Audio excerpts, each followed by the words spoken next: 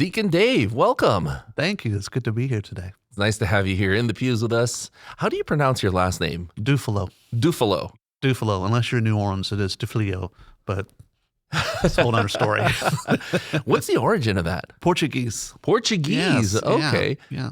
I don't know much. I know that the family came from France into Canada, and from Canada around into New Orleans, and then about 4 generations ago made it to Houston.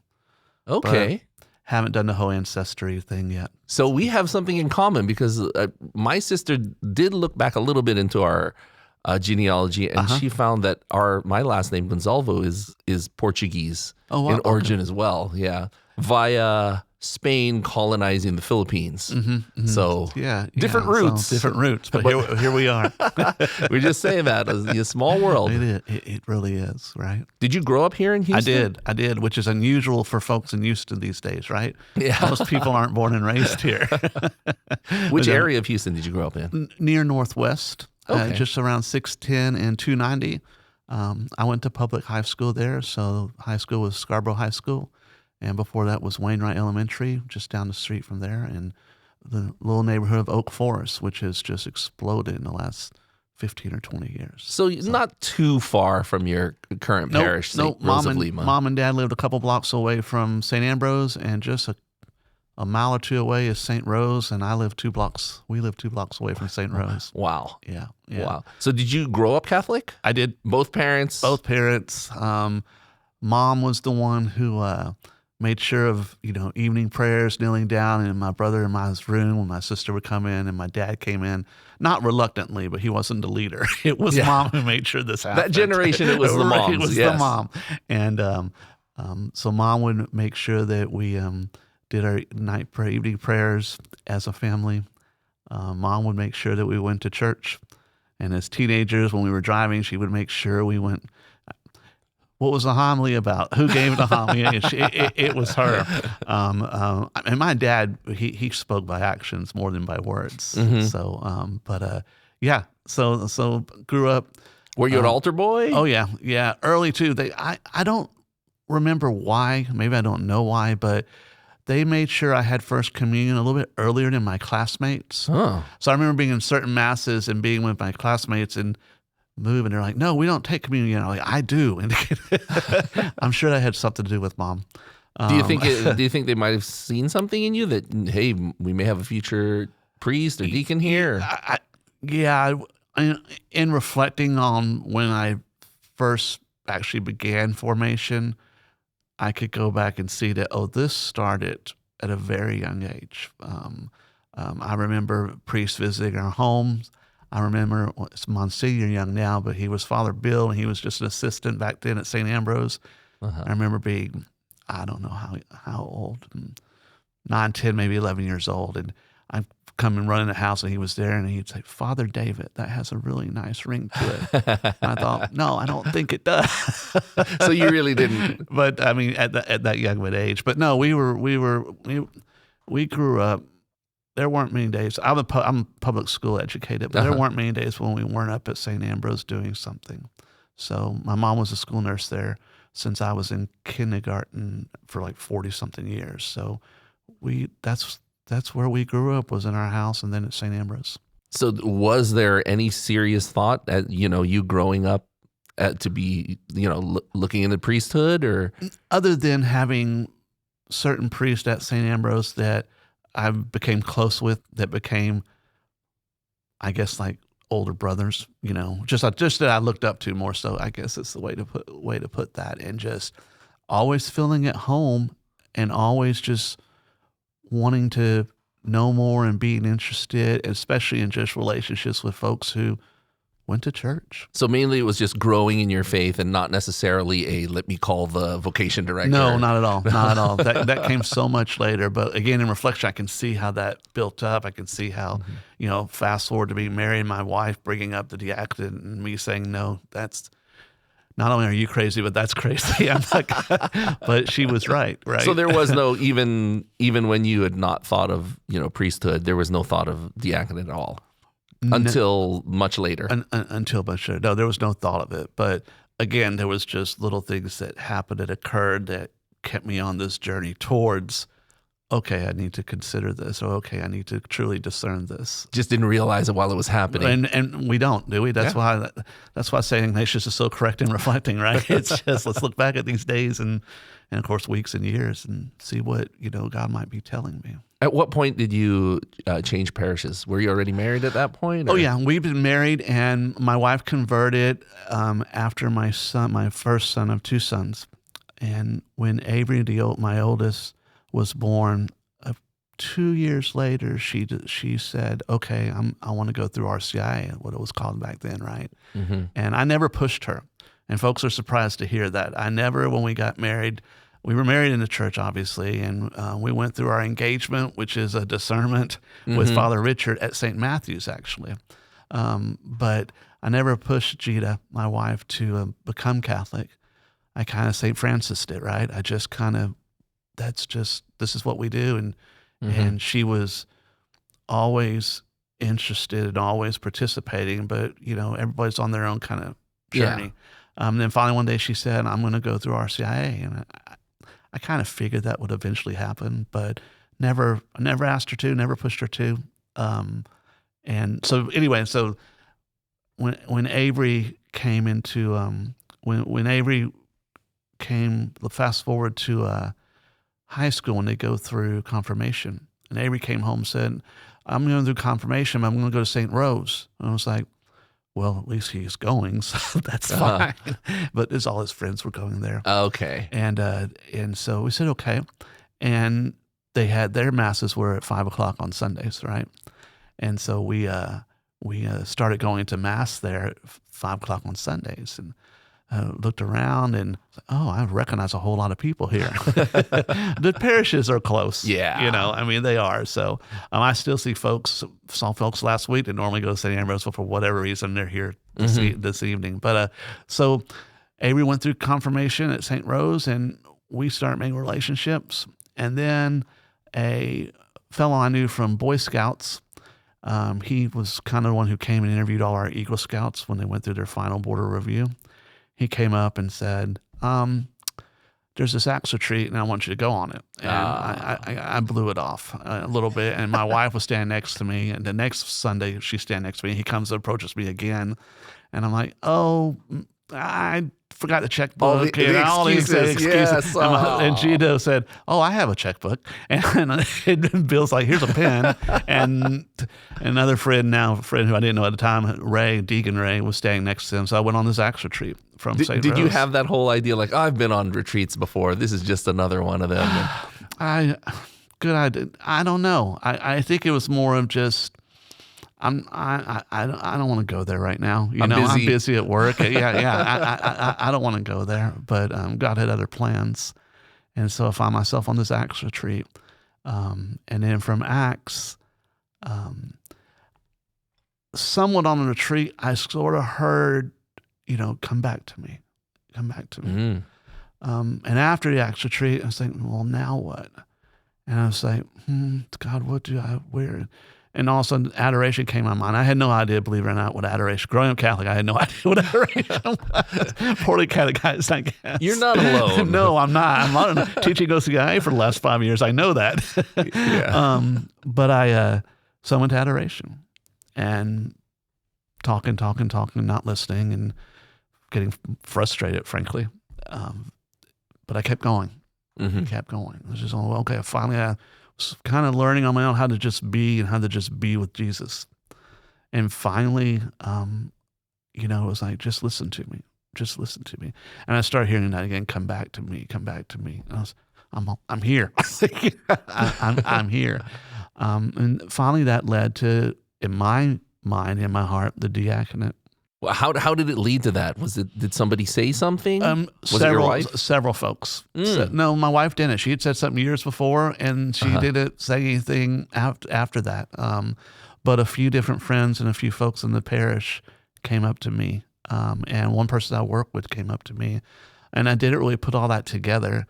I don't know. I'm a little slow, maybe. But, so coming out of adoration one night, I was like, I need to talk to my friend Deacon Ed. And So I called Ed up and we had lunch. I said, look, I'm feeling this. I'm having these. I'm thinking I'm supposed to explore that. And he said, yeah, you are. You really are. He's a dear friend, a mentor a mentor as well. And that got me to just, okay, I'll call the diaconate office and here we go. Because I heard they scare you at the beginning. If you allow that, yes. Okay. I guess is the right way to say it. They've got a very important and difficult job because they've got, I don't know how the seminary works with priests, but that's a small group and they get to know those fellows pretty well, I would assume. This group starts, or at least our cohort was well over 100. Wow. Yeah. And that gets narrowed down to 40 something. I'm not too sure of the numbers for my cohort. And so they go through a lot. I guess the tough part also is, wow, all of these, background checks and criminal background checks and things you don't think of, and credit checks and just stuff that like applying for a job. But then there's these psychological reviews. And I hear they look into your marriage too. Oh yeah. Right? Yeah. Maybe we'll talk about this a little bit later, but when folks ask, what's the biggest thing you took from the diaconate? I always say, I never knew how much closer my wife and I would grow. It was my marriage more than anything else that we got out of the diaconate was my marriage and how much I cherish it and how much we've grown and how much we've continued to grow. And it was because of that formation, which you wouldn't guess going in. I think years and years ago, wives didn't even participate at all. But then they figured it out. But no, it's not tough. It's looking inside of yourself. I wish I could find a better word than tough. It's but it's a new adventure, a new journey that the diaconate forces you to look at yourself like you've probably not looked at yourself before. So it's a little uncomfortable. Yeah, a little. Discernment's uncomfortable. Discernment should be uncomfortable. That's true. You know, and so every month, sometimes more than once a month, but at least every month, how's your discernment? How's your discernment? Don't know. I think I might know, but that's why it takes so long. Because or one of the reasons, because one has to really know that. Okay, I truly am listening, not to my ego, but I'm listening to my God. And my God, I'm allowing him to take my hand and lead me to, where he desires me to go. And that's a process, just like revelation is a huge, long process. So is discernment. Was there a point where you thought, oh, looks like I'm not going to push through with this? Looks like this is... We're out. It's always in the back of your head. For me, it wasn't that I always felt like, okay, I'm still following you and I'm taking the next step forward, step by step. I always felt that way. I was worried about the committees and the diaconate saying, no, we don't want you. That was the only worry I had. Oh, okay. And Deacon Ed, I spoke to him about that sometimes. He's like, well, don't worry about that. But that was the only kind of concern that I had. Were there guys that you looked at them and were like, this dude's going to become a deacon for sure, and then they're out and you're like, what happened? What happened? And they may have, you don't know, they may have discerned their own selves out. It may not have been that the diaconate program said, hey, you're not ready for this, or let's and they do. 2 years into it, you get to learn whether you're staying or leaving. Okay. And so 2 years into it, you go before the four guys there, and they tell you, okay, you get a letter, okay, and the letter says you've been fully accepted, and we look forward to you continuing. Or the letter says you've been selected upon certain conditions. Okay. Or the letter says you have not been selected, but no matter what letter you receive, there's a scheduled meeting with the deacons to go over why. Okay. Right? And so we were accepted with certain conditions. And one of the conditions had to do with my wife and her being from a divorced family. And so they were like, you guys go to marriage counter because her background, and she's holier and more religious than I am, but it's probably one of those just automatic things. I felt that way. Yeah. I kind of felt that way. But I was like, we're going to do whatever they say until we feel like something's unreasonable.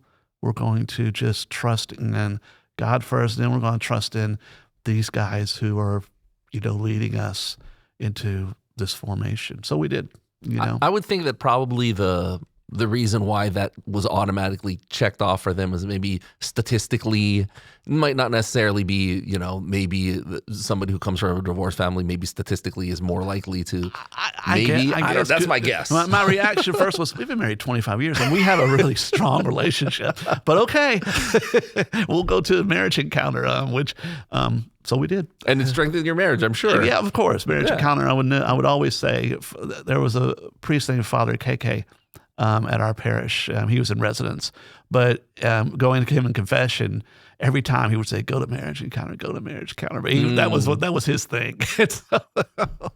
But no, if you haven't been to marriage encounter, it's a good idea to go. So you recommend it even for couples that aren't in the process of any type of... I think we were the only couple in the process of... okay.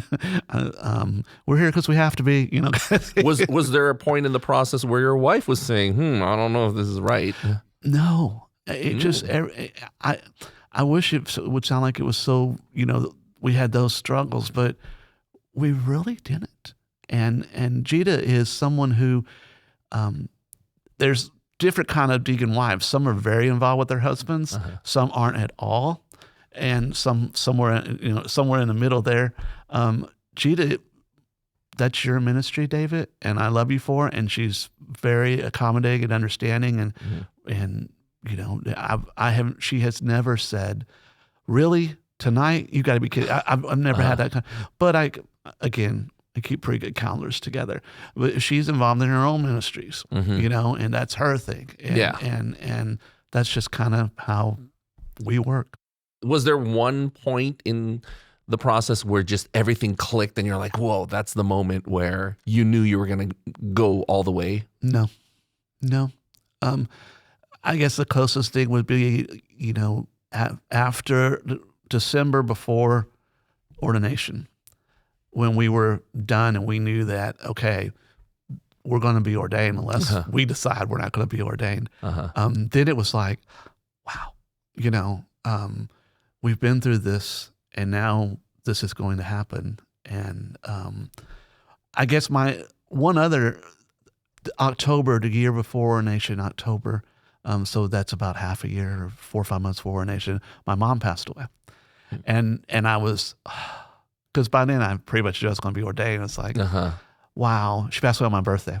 Oh, and it was beautiful how she passed away. But I remember thinking, I wish she could be there. Yeah, but she was. Of course. Yeah. So that was maybe a moment too, an affirmation of, going through that process, and that grieving process was one of the reasons I'm here. Maybe one of the biggest reasons I'm here is because of her. And just, that's what I'm talking about going all the way back to being 4 years old. And mom grew up in Ireland.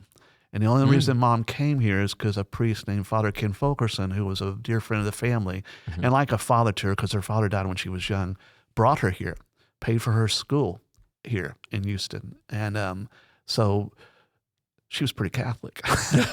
She worked at St. Joseph's Hospital after she graduated. I mean, as a nurse, she was, so looking back on that, it was really a gift from her funeral to being ordained, just going back and experience all that and her being there with me.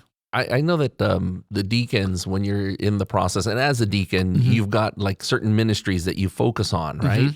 What are yours? So the bishop, or back the cardinal beforehand, gave us a ministry for the diocese, the archdiocese. So I'm in hospital ministry.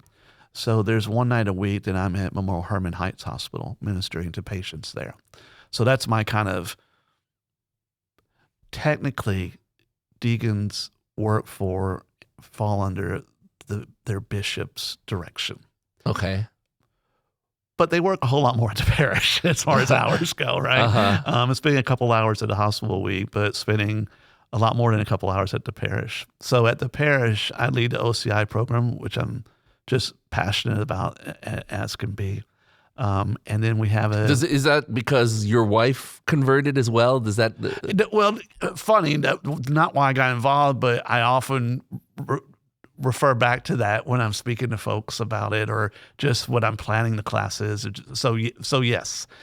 So I've had that experience of watching someone, you know. And when Father Rafa, our pastor, asked me to do RCI, I was like, I can't do that. I'm not ready for that. It was a couple years before I was ordained. He said, David, you've learned everything. You know, you don't know, but you can do it. And I thought, okay. And that first year was during COVID, 2021. And it was just 3 people, and they've become 3 dear friends. All 4 of us have become just very close, and I don't see them enough like I wish to. But every time, one of them, Tricia, ran up to me just last Sunday, and because she was at obviously the mass that I was at, and it was wonderful to visit with her and see her again. And the 2 others I see, you know, enough so that. Did you have to go and, you know, experience other ministries during your whole formation? Yeah, yes. So you do a whole... No, actually, no. They assign you a ministry. But I don't know how much they look at. Like, I had done a lot of Colby prison retreats. Okay. So either that, I don't know, that way decision of, no, we're not going to give you prison, we're going to give you... I don't know how that decision was made. You get to ask your top 3, but that doesn't necessarily mean you're going to get your top 3 that you asked to. So it's not like a medical student that they have to do a pediatric rotation. No rotations. But boy, I had no idea that hospital ministry would be as rewarding or as it has been. I'm still, every time I put a foot through a door, I'm nervous to walk through that patient's door. I'm really? Like, okay, Holy Spirit, you know, give you the ears and the words, especially the ears. And I don't know why. Nothing's ever happened. I've never been thrown out of a room. But because I imagine that scene in Patch Adams where that cancer patient was shouting at Robin Williams. I don't remember. Anyway, he walks in and the guy just kicks him out and the nurses are laughing at him. That's what I imagine. If I were to do that, I would be afraid. You get these thoughts in your head. Sometimes, you know, I'm like, okay, let me sit in the chapel for a little bit in the hospital before I go up there. And then it's like, just... You know, you can hear Holy Spirit say, just go, just go. I've actually made 2 friends in the last, really friends. And I've been doing this for a while now, since 2021, 4 or 5 years, that were lying there in a hospital bed, and were there for some time. So I saw them more than once or twice. It's kind of beautiful, you know. Yeah, you walk into some rooms, they're like, you just read the room. Okay, well, if you need anything. But others, you just sit down and have sometimes you can visit with quite a few people. Other times, after 1 or 2, a long conversation, like, I'm done now. I can't. I wouldn't be able to help anyone else right now with what I've just experienced with this. And that happens occasionally. So do they request you to come in, or do you just, how does that work? What is the whole... The hospital that I work at, I get a list of Catholic patients. Okay. And so I see, sometimes it ends up they're not Catholic, which is no big deal, but they want me to see their Catholic patients. So I get this list. And then you get requests sometimes, you know, bring me communion. Okay, I'll be back tomorrow or whatnot to bring you communion. But I can tell you a story of one, because I included a homily a couple year or 2 ago, but I walked into this one lady's room, and she was in really, really, really bad shape. And she couldn't talk. And her daughter's sitting there with her, standing next to her, very upset. So this is, I never know what's wrong with the patient unless they share it with me. Okay. I just know a name. That's all I get. And so I introduced myself and spoke to her for a few minutes, and then we prayed for a little bit, and then she kept doing this. I was like, what? Oh, you want communion, right? Yes. I was like, I'll be back tomorrow morning, right? So I woke up, went to the church, tabernacle, got the Blessed Sacrament, drove up to the hospital. I walk in her room and it's dark, but she's awake. She's up. She's kind of, up in her bed and awake. And she motions to turn the light switch on, and I do. And all of a sudden, a nurse walks in, and she's just like, "Okay, I'll come back." So I gave her the Blessed Sacrament, I said the prayers, and she grabbed my hand, and she would not let go. So we just sat there. And we sat there in God's silence, and it was just a beautiful experience. And finally, it seemed like a long time. What was it, 3, 4, 5 minutes at the most? But she kind of nodded and she mouthed, "Thank you." And we looked at each other, and we knew he was there with us, right? And then I walked away. So that one experience, thank God, really said, "You're supposed to be doing this." And it happened kind of early on. And I'll never, ever forget that. I don't remember her name. I have no idea her daughter's name. Just the experience of just sitting there with someone in God's silence, that has just received the Blessed Sacrament, and just how powerful that was. So I've been blessed to have a couple of experiences like that, but that was the first, and that will always stay with me. How do you keep from crying? I know. I'm like, I'm tearing up here now. Like, yeah. Wow. Because you have no idea how long it's been since she's had communion. I don't know anything at all about it. Yeah. So you don't even know what happened to her. I have no idea. Wow. No. But I know as I left, she was filled with the Spirit. I know as I left, she was like, "Thank you, Lord, for him coming, sending him to bring you to me." I know that. And that's all I really need to know, Yeah, because for all you know, that she could have passed the next day. She could have passed the next day. And that, in a way, would be beautiful, right? And if she healed the next day, that's just as beautiful, right? Exactly, yeah. But that kind of kept me going. I remember sitting there so the diaconate classes are every week, but formation is once a month on Saturdays. They're all day on Saturdays throughout the year, every month. And I remember there was a Q&A for whatever reason, so everyone's gathered in an auditorium. And I was like, "I have a question." I said, "When am I not going to be afraid to walk through a hospital room door?" Because we just started, maybe it's been 6 months. So I said, because I am still, I don't want to use the word terrified, but close to it every time I step through that door. And the deacons that run the program stood up and answered, and they're like, it won't go away. It won't go away. But what was cool was afterwards, I'm walking out into the lobby, and several of the guys came and said, "Man, thank you for asking me a question, because I feel the same way." I feel the same way. So do you ever walk into a room and they just kick you out right away? This isn't wood. Because I heard a story. No, not yet.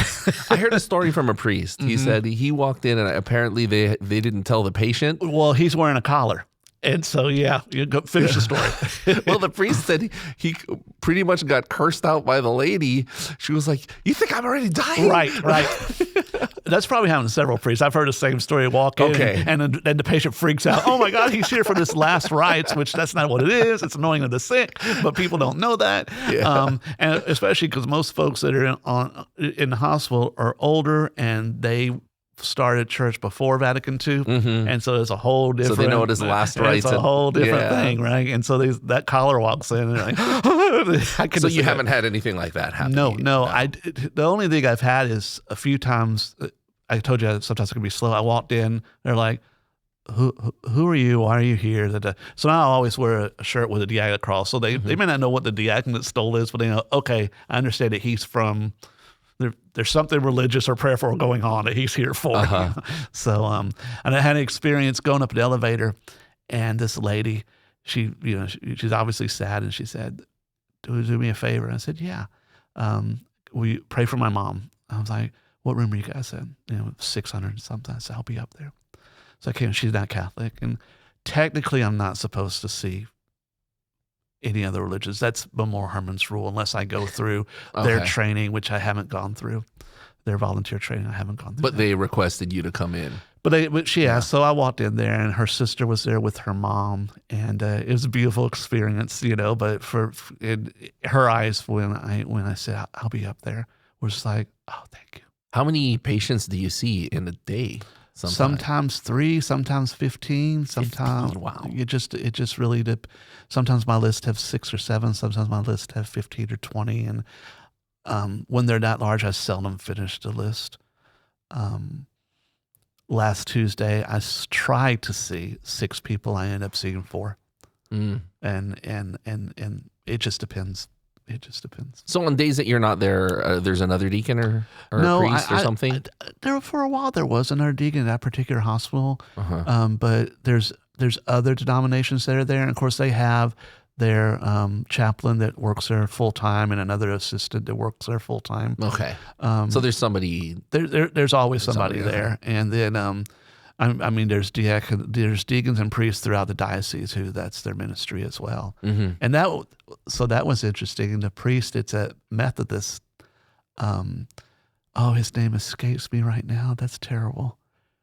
He ministered to my mom when she was dying, and witnessing that, being on the other side of that, and him ministering to her and to my family was just, what is his name will come to me. But it was quite an experience. Wow. It was beautiful. Yeah. Wow. Yeah. I can imagine. But it must be tough though if they're in really bad shape. I'm not sure if I'd be able to handle something like that. If somebody's like in really bad shape or like it's about to go and you're walking into the room. I think if they're, for the most part, they know you're there. So, and for the most part, they're not in that position. But on those few times, it's more the family. Yeah. Another thing I learned once was had just started, and I walked in, and I got just this vibe of not wanting. I did not read the room correctly. Let's just put it that way. And there was 3 brothers and a sister and mom in the bed, and I guess maybe the brothers were kind of. I didn't feel like they wanted me to be in there. Okay. So we talked. We said a prayer. We talked, and then I felt like I need to leave. And so I walked out. And daughter comes out of the room following me. She said, Deacon, can you pray with us? And I was like, well, absolutely. I walked back in there, and she had gotten her brothers in line to sit, stand. She had taken over, right? It's only sisters can do. And so I learned a lesson there as well. Don't be afraid to offer, hey, can I give you a blessing? Can we pray together? Who can we pray for? And I'm glad that happened early too. And it must be difficult as well. Sometimes you'll walk into, a family dynamic that's very uncomfortable as well. Yeah. Maybe one of the members of the family is extremely anti-Catholic, or something like, or they're just mad at each other for some reason. For some reason, I think probably because I only visit Catholics that.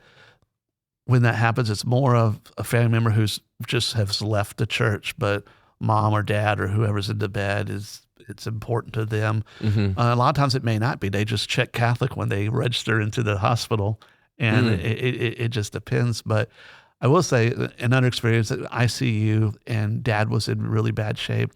And I knew that because son had flown in from Arizona that day that he had learned, and he's in. So I know this isn't going well. And this is after I experienced my mom's death. So I kind of understand when they let 5 people in the room when they're only supposed to let 1. Right. So I learned that. I've learned that. And so, we prayed and talked to mom. Then I turned to him, the son. I was like, "Are you all right? How are you?" "No, I'm not." Which was wonderful when they're honest, right? And so we visited a little bit outside. So many times it's about a family member. Occasionally it's a staff member. Occasionally, hey, can I talk to you for a minute? Wow.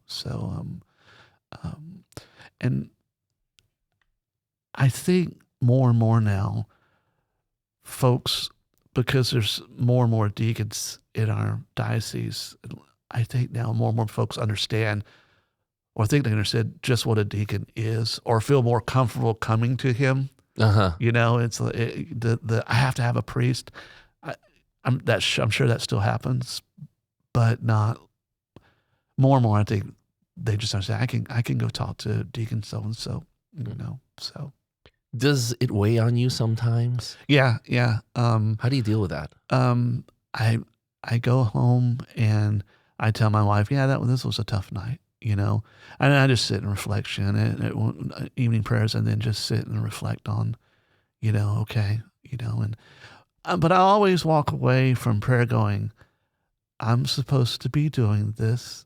I feel that I've been given a grace, thank you, Lord, afterwards to comfort me, and so I'm okay. Now I can go to sleep, So same thing with parishioners sometimes when they want to, especially when you think you know someone and they're like, can I talk to you for a minute?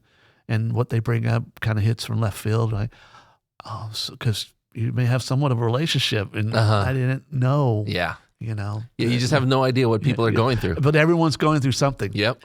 There's not someone out there that's not going through something. So, and I do annulments now, which I kind of was like, I don't know if I want to do this, and this whole divorce thing. I'm not sure how I feel about this. But I've learned so much. So my wife came from a divorced family, and I can't understand that, but I can certainly appreciate it. And I appreciate more and more looking at her and hearing from her and her sister and how that had an effect on them, how large, huge of an effect it was. So when I'm standing now in someone in annulment, I have learned there's a whole lot of people out there that are really hurting that we just don't realize. It's not that we're bad people. It's just that there's a whole, when you're in front of someone and they say you're looking in the face of Jesus, that's because that someone is poor, hurting in some way, in some way. So if we can just try to live like that a little bit more, I think our world would be a little bit different than it is right now. What about with the prison ministry?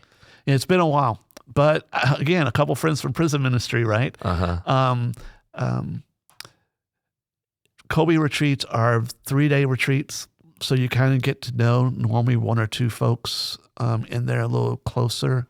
Are they receptive? Oh yeah. They come for the food because they know the food's coming. No, it's just words out, right? You got to go because of the food. They cook all this good food, and guys who've like have 5 salads because they haven't had a salad in 8 years or 10 years. Oh wow. Yeah, stuff like that. Fresh food.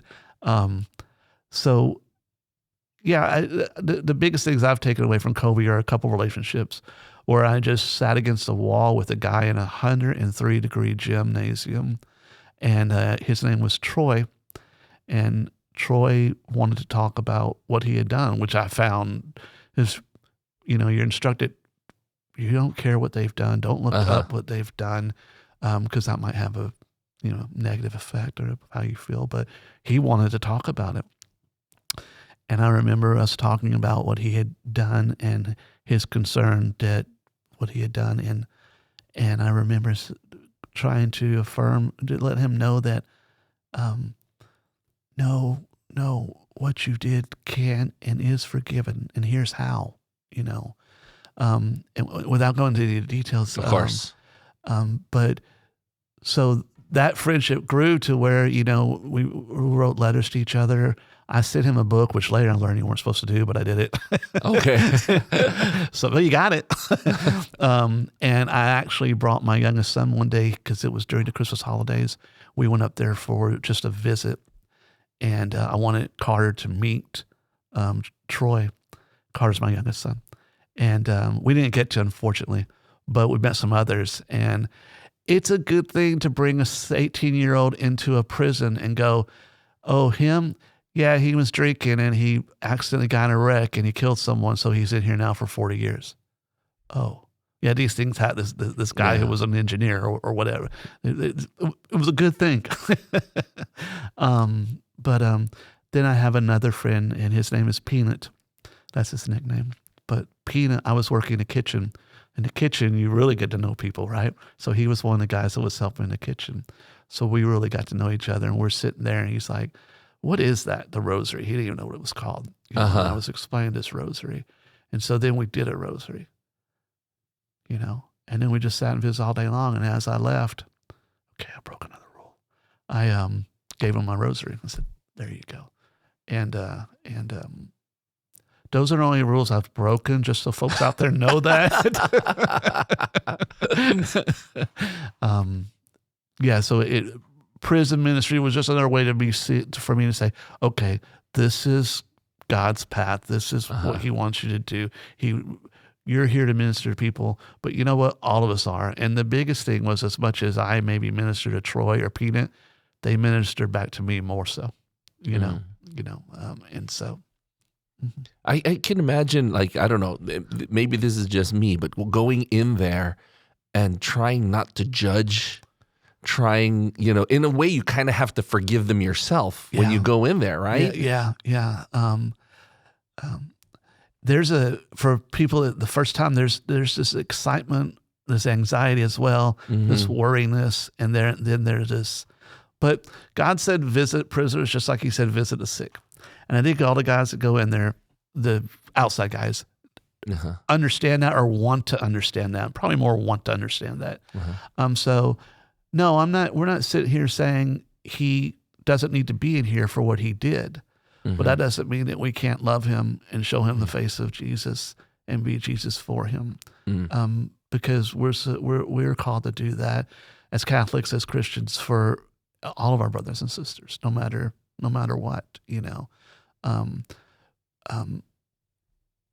my friend Peanut there, I'm glad I didn't know what he did until much later, because if I had, I probably would have completely avoided him. I mean, I probably would have. You've been scared. I'd been angry with them. Yeah. Oh. Yeah. I mean, how could someone do that? Oh, okay. That kind of thing. Yeah. Yeah, that's probably why it's best not to look it up. No, don't do that. Yeah. Don't do that. Yeah. So, the way Kobe's grown though, Kobe Prison Ministries has grown. Yeah, that's I want to get back involved with that, but you only have so many hours in a day. So you have to kind of be careful about, what you're doing at the parish, what you're doing at the hospital, what you're doing. Yeah. Oh, then you're married and you have a job and all of that too. As a deacon, yeah. Even though your kids are 30 and 27, they're still your kids. They always will be, right? Yeah. So there's that. You've got a book here on the table beside you. Yeah. Can you tell us about it? Yeah. This is Discernment, Not Decisions. It's a book I wrote this past year, or late last year. And I had no intention of writing a book. The Evangelization Outreach Ministry kind of approached me and asked me to write this book on discernment. And so I discerned that and said, okay, and began writing. They had kind of given me an outline of what maybe I could write about. And I began writing, and I couldn't stop. I'm not a writer. Read a book. I'm not a writer. But I couldn't stop writing. And the idea was, it was asked in September or August of last year. And what we want to do is give this book out at Easter when most people come to church. So we're going to do this by Easter. So, okay, wow. But you've got all kinds of help, David. We got people who research for you. We've got, certain editors, that's what they've done. So we're okay. And so I said, all right. I started writing and writing. We finished the book in December, or I finished my part in December. And then it went to the editor who edited it, and it came back to me because I got to final say on, no, that's not what I'm saying there, blah, blah, blah. Finished in the end of the year. Okay, we're going to go to print, and we'll print it, and we'll be on our way. Well, I'm sitting at our kitchen island talking to my wife. Yeah, we're done, and now we're going to do this. And she said, do you think you might need the Cardinal's permission to publish that book? I was like, that's probably a good idea to ask. Yeah, that's probably right. So yes, you need a Cardinal's imprimatur, is what it's called, which means let it be printed. Okay. But before that, they sent it to St. Thomas Theology Department, and a guy or two or three of those guys check it and give their blessing to it. Make sure there's nothing theologically Catholic, no heresy, nothing incorrect. Nothing will get you excommunicated. Right. And when I told them this, when I found out who to contact, and I'm going through all this, they said, okay, you need to know this is in January. It's going to take 6 to 12 months. I'm like, well, we're not doing this at Easter, then. So I told our EO committee, I was like, or the head of it, I said, Val, this is going to take 6 to 12 months. This ain't happening on Easter. And he said, God's time. I said, yeah, God's time. So we sent it off, and we figured, okay, well, maybe we'll do it Christmas of this year, right? And we sent it off, and then exactly 2 months later, I get a letter, and it's the Cardinals imprimatur. So we can now we publish the book, print the book. So we go, and we're like, we're still going to do it on Easter now. We got the first copy back, and there was mistakes and stuff that had to be worked out. And then I sent it back, and there was some printer time that took. The printers were backlogged, whatever. They said, I'm not going to make it by Easter. It'll be there a few days after Easter. Okay. Well, we'll do it that Sunday, right? Well, that Sunday is Divine Mercy Sunday, right? And the gospel on that day is Doubting Thomas, right? We had picked the cover of this book almost a year before, and that's Thomas with Jesus, looking at his side, and wow, right? Yeah. And so that was it was supposed to be on that Sunday, and it's really just been, we have had so much positive feedback from it. So is this book targeted towards people discerning the diaconate, or just discernment in general? Discernment and prayer in general. Okay. And recognizing the presence of God, and so many months, maybe years, when I first began diaconate, it was, how's your discernment? I wasn't joking when I said I don't know, because I was like, can we talk a little bit more about what discernment looks like? What's that look like? What's it feel like? Am I discerning correctly? Which, of course, there's not really there is a correct answer, but there's not a wrong answer normally. And so the book's just on any Catholic. It doesn't. You don't have to be Catholic, but it's obviously from a Catholic perspective on what is a life of discernment. What's that look like? How do I see God working in my life, or ask Him to work in my life? When I pray, most people, I pray for this. It's all petitions, right? And how do I get to a point where I'm like, not my will, but your will? How do I get to where can I get to? And folks get there normally. They can get there on their own, and a lot of folks do. Where all of a sudden it's almost this paradigm shift, where I'm in my prayer now. Yeah, of course I have petitions, and of course I'm asking forgiveness, and of course I'm giving thanks. But then it's, God, what do you want me to do with this? And I think it starts first with, God, I have this brother who has this addiction. Please help him. Please help our family. But when things maybe start to roll a little bit more is when I can stand there and say, God, I've been praying about this addiction my brother's suffering through. What can I do? What do you want me to do with this? So discernments can be even smaller issues. And then discernments are, like I said, engagement, marriage engagement. I gave a talk about that to our folks who are going through a marriage prep this semester, about engagement. You're engaged with each other. You're engaged with the Lord. That's why it's called engagement. But let's think of it as a discernment, because that's what it really is.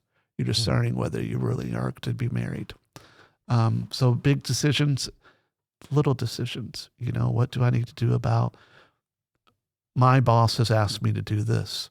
I don't feel so good. How do I go about this, Lord? What do you want me to do? So it's just daily walking with the Lord, recognizing His presence, and then, reflecting on that presence at the end of the day. And was that what you were trying to tell me? Now that I can, it's all of it. So who approached you again about the? We had a new ministry that formed called Evangelization and Outreach Program at our parish. Okay. And I don't know how that all worked out, but the leader of that program came to me and said, "Hey, we want you to write a book on discernment. We think this is important. We think you've just discerned the diaconate, and you might be, the person to do this. We've heard your homilies, and we think." And I was taken aback. Of course, the first thing is, I can't do that. Why me? Right? I'm just, I mean, I have a degree, but it's not in this writing, no, that's how God sometimes works. And, God speaks in whispers, but then God speaks through you and me visiting something I may say to you or you may say to me. And that's kind of how it started. And so they had this vision, and this is turning into podcasts. This is turning into workshops at the parish. They're online also, so anyone can do it. I've had people speak to me or contact me that New Jersey, California. So this is available nationwide? Nationwide, yeah. This is Amazon. Amazon, okay. Amazon. So yeah, it's weird Googling your name. I don't know who it was. Maybe it was my wife. No, I don't remember who it was. Someone at work. I said, "Look, I Googled your name and all of this pops up." I was like, I don't know how I feel about that. I don't know how I feel about that. And now the podcasts come up too. Yeah, so you mentioned that podcast. Yeah, what is that? That is called Discernment Decisions. And I'm going basically chapter by chapter, just diving into it a little bit deeper. And it's just, I've done... There's going to be 12 programs, and we've done 7, so a little over halfway complete with. I'm not you guys. I'm not going to continue this after the 5 years plus. But it's out there, so you just sometimes get these messages. Hey, I'd like to ask you this, or hey, which is just, I'm a little bit older, so I didn't grow up in this connected world that we live in. So some absolute stranger to say, hey, I read your book or I saw your podcast and blah, blah, blah. I have this question. It's different, but talking about evangelization in 2021 or 25, right? It's So we'll put a link up to your podcast. It's available on all of the podcasting apps and all of that. Yeah, it is. So that would be great. Thank you. Yeah. Thank you so much for coming on and sharing your experience and telling us about, and your story. It's been a pleasure being here. It's if you're thinking at all, husbands and wives, about the diaconate or just what it is, just go check it out. Just go see. If you've heard any of that, if someone's asked you to come to you and said, hey, you might make a good deacon, don't listen to just other folks who say, well, I heard this or I heard this. Just go check it out. Just contact the office.